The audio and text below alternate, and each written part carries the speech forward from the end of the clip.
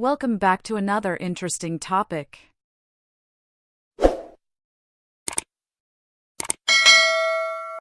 Students, welcome back to English literature and linguistics.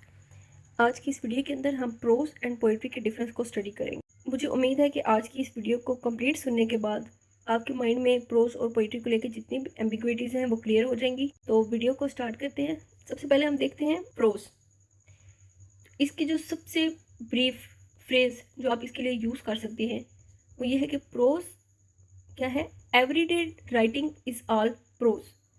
Everyday writing, इसका मतलब ये है कि आप अपने रोज़मर्रा इस्तेमाल के अंदर जो लैंग्वेज को आप अपने रोज़मर्रा इस्तेमाल में लाते हैं वो क्या है, प्रोज है। उसकी वो फॉर्म कौन सी है, प्रोज। प्रॉपर इसकी डेफिनेशन देख लेते हैं। Prose is the name given to the form of communication in literature that makes use of ordinary language to express one's ideas and feelings.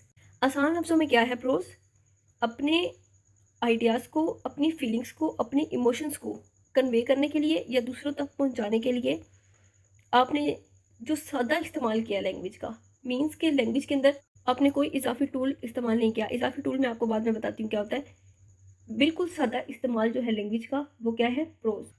इसकी जो मोस्ट कॉमन एग्जांपल्स आप देख लें, जो मैगजीन्स के अंदर लैंग्वेज यूज़ होती है, न्यूज़पेपर्स के अंदर होती है, कोर्ट में आपके जो ऑफिशियल डॉक्यूमेंट्स हैं उनके अंदर जो लैंग्वेज यूज़ होती है, लेटर्स के अंदर, ड्रामास के अंदर, नॉवेल्स के अंदर या शॉर्ट स्टोरीज के अंदर, ये सब क्या है, ये सब प्रोज की फॉर्म है। उनके अंदर जो राइटिंग स्टाइल यूज़ होता है वो प्रोज का होता है। अच्छा, अब दूसरी तरफ हम देख लेते हैं पोइट्री।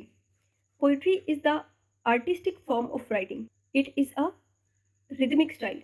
अच्छा, आर्टिस्टिक फॉर्म क्या होती है, थोड़ा सा आप इसे कह लें कि ज़्यादा प्रोफेशनल फॉर्म ऑफ राइटिंग होती है, या आर्टिस्टिक वर्क ऐसा वर्क होता है जो आपको एस्थेटिक प्लेयर प्रोवाइड करता है। तो पोइट्री इस हिसाब से प्रोज के मुकाबले में ज़्यादा इंपॉर्टेंट है कि वो आर्टिस्टिक प्लेयर प्रोवाइड करती है और रीडर की अटेंशन ज़्यादा गेन करती है प्रोज की निस्बत। अच्छा, it is a rhythmic form. Rhythmic means musical. जो पोइट्री होती है उसके अंदर डिफरेंट ऐसे टूल्स यूज़ किए जाते हैं जिससे उस लैंग्वेज को म्यूजिकल बनाया जाता है। Poetry contains literary tools. अब मैं बार बार लिटरेरी टूल्स का जिक्र कर रही हूँ, लेकिन अब आपके माइंड में आ रहा होगा कि ये किस तरह के टूल्स यूज़ होते हैं।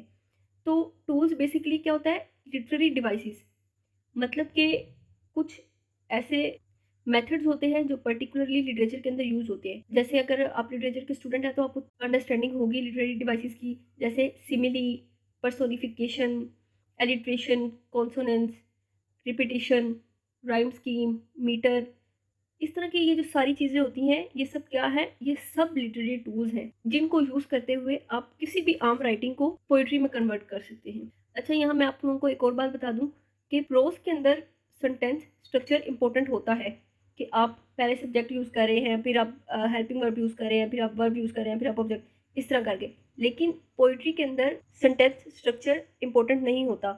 राइटर या पोइट अपनी चॉइस से या अपनी कन्वीनियंस के हिसाब से सेंटेंस स्ट्रक्चर को चेंज कर देते हैं। तो अब हम अगर इसको बिल्कुल सादा अल्फाज में समझने की कोशिश करें तो प्रोज और पोइट्री क्या है। देखिए, हर चीज़ जिस तरह एक होती है उसकी फॉर्म डेकोरेटेड फॉर्म और एक होती है उसकी सिंपल फॉर्म। तो जब पोइट्री क्या है, लैंग्वेज की डेकोरेटेड फॉर्म है। जब आप उसके ऊपर ऑर्नामेंट लगाकर, जिस तरह आप किसी चीज़ को चाँद सितारे लगाकर या डिफरेंट टूल्स को यूज़ करते हुए सजाते हैं, इसी तरह हम लैंग्वेज को भी डिफरेंट ऑर्नामेंट्स यूज़ करते हुए सजाते हैं। और वो उसकी जो सजावट होती है वो क्या होती है, वो लिटरेरी टूल्स होते हैं जो उसको प्रोज से डिफरेंट बनाते हैं। प्रोज क्या होता है, बिल्कुल सादा यूज़ लैंग्वेज का। इसके अंदर आपने कुछ भी इधर उधर का यूज़ नहीं करना होता। अब यहाँ पे मैं आपको एग्जांपल देती हूँ, उससे आपको बिल्कुल ये चीज़ क्लियर हो जाएगी। मैंने एक सिंपल सेंटेंस बोला, इट वाज रेनिंग। ये क्या है, मैंने एक चीज़ कन्वे की, इट वाज रेनिंग। मेरा सेंटेंस स्ट्रक्चर भी देख लें, बिल्कुल ठीक है। ये क्या है, प्रोज फॉर्म है, ठीक है। लेकिन अब अगर मैं इस सेंटेंस को चेंज कर दूं, I could here the sound of water droplets dancing on the roof. अच्छा, अब मैं अगर किसी से अपनी डेली रूटीन हो अगर, तो मैं इस तरह का सेंटेंस नहीं यूज़ कर सकती कि water droplets dancing on the roof, सारे मुझे पागल बोलेंगे। लेकिन ये क्या है, अब यहाँ पर क्या हुआ, सिंपली पर्सोनिफिकेशन की टेक्निक यूज़ हुई कि water droplets dancing on the roof. हमने वीडियो के अंदर स्टडी किया था कि पर्सोनिफिकेशन क्या होता है, जब हम किसी भी नॉन लिविंग थिंग को ह्यूमन ट्रेट्स या ह्यूमन कैरेक्टरिस्टिक्स दे देते हैं। तो यहाँ पे वाटर ड्रॉपलेट्स को क्या दिया गया, डांसिंग की ट्रेड दी गई जो कि ह्यूमन कैरेक्टरिस्टिक्स है। तो इससे क्या हुआ, सिर्फ पर्सोनिफिकेशन की टेक्निक यूज करके एक सिंपल सेंटेंस को आपने पोएटिक वर्ड्स में चेंज कर दिया। अच्छा, तो अब यहाँ पर पर्सोनिफिकेशन क्या है, वो लिटरेरी टूल है जिसको आपने यूज किया और प्रोज से एक चीज को पोएट्री में कन्वर्ट कर दिया। अच्छा, अब यहाँ पे इसकी एक और एग्जांपल है, stopping by woods on a snowy evening, एक पोएम है, उसका मैं आपसे एक स्टैंजा डिस्कस करती हूँ। Whose woods these are, I think I know. His house is in the village, though. He will not see me stopping here to watch his woods fill up with snow. अब देखिए, अगर आप इसकी first line देखें, whose woods these are, अब यहाँ के अंदर पे बिल्कुल भी सेंटेंस स्ट्रक्चर का ख्याल नहीं रखा गया। मतलब मैंने ये नहीं देखा कि पहले क्वेश्चन वर्ड आ रहा है और उसके बाद प्रोनाउन आएगा, उसके बाद ऑब्जेक्ट या क्या आएगा। हुज वुड्स दीज आर, मतलब पोइट ने अपनी मर्जी से स्ट्रक्चर को चेंज कर दिया।